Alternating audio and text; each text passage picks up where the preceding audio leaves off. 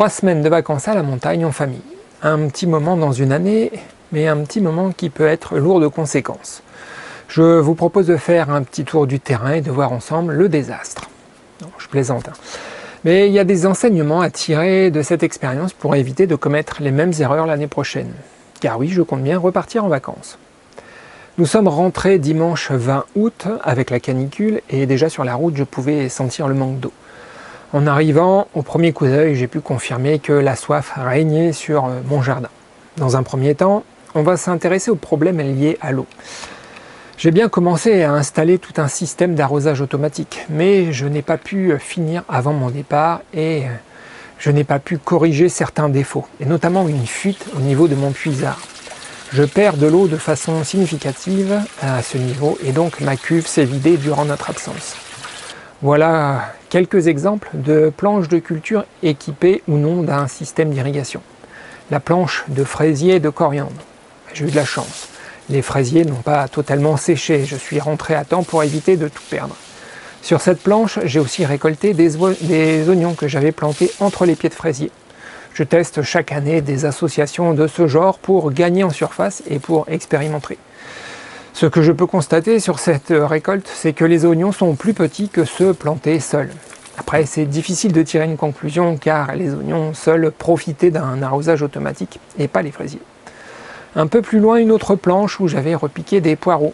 Le résultat est plutôt décevant car beaucoup de poireaux n'ont pas repris. Entre ces deux planches, une autre planche surélevée avec un arrosage. Mais alors bien qu'il n'ait pas fonctionné durant mon absence, on voit que les ciboules sont bien vaillantes et les poireaux plus gros, car ils profitaient de la régularité d'un arrosage avant notre départ. Dans mon contexte en pente, avec un sol caillouteux et avec le climat aveyronné, je ne peux pas me passer d'un bon système d'arrosage. Je dois terminer donc d'équiper toutes mes planches de culture avec du goutte à goutte, sous peine d'avoir de mauvaises récoltes. Chez moi, l'eau est le premier facteur limitant. Regardez comme le manque d'eau ralentit la croissance des plantes, et ça se joue à quelques centimètres. Ici, les citronnelles ne reçoivent pas l'eau de l'asperceur, alors que juste à côté, ben oui. La sécheresse a manqué aussi de cuire mes plants de concombres et considérablement fait chuter la production d'aubergines. Regardez ici comme elles sont petites et même certaines sont toutes rabougries, alors que dans la planche surélevée, elles sont grosses et la plante bien verte. Dans mon contexte, le premier facteur limitant est l'eau. Et ensuite vient le soleil et la chaleur. C'est un facteur limitant que je ne connaissais pas en Normandie. Mais ici, c'est flagrant. Voilà des poivrons brûlés par le soleil. Et ici, des pommes carrément cuites, avec une température proche de 50 degrés. J'espère que mon pommier passera l'été, mais au vu du feuillage, je suis un peu inquiet. Toutes mes planches de culture trop exposées au soleil ont un problème de productivité, quelles que soient les plantes. En revanche, dès qu'il y a un peu d'ombre, les plantes sont beaucoup plus belles et généreuses. C'est évident pour les poivrons et les aubergines. Ici, un pied d'aubergine qui profite un peu de l'ombre des arbres, et là, des pieds de poivrons aussi plus ombragés. Il faut que j'installe des ombrières sur certaines zones du potager.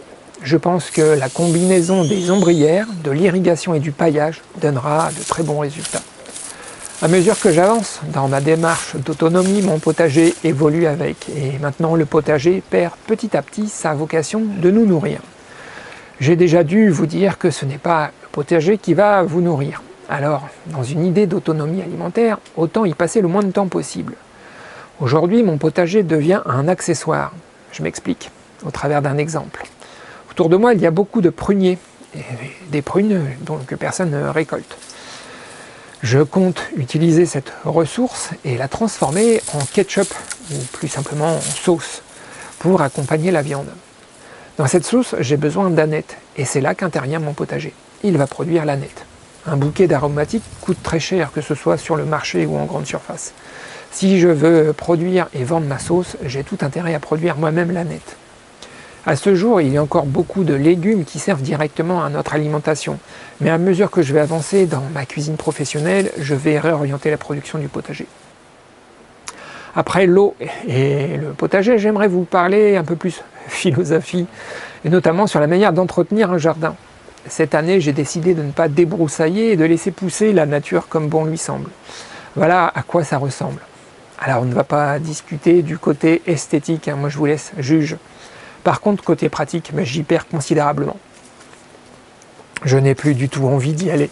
Et ça à cause principalement de quelques plantes, les cétères, les gratrons et les torili.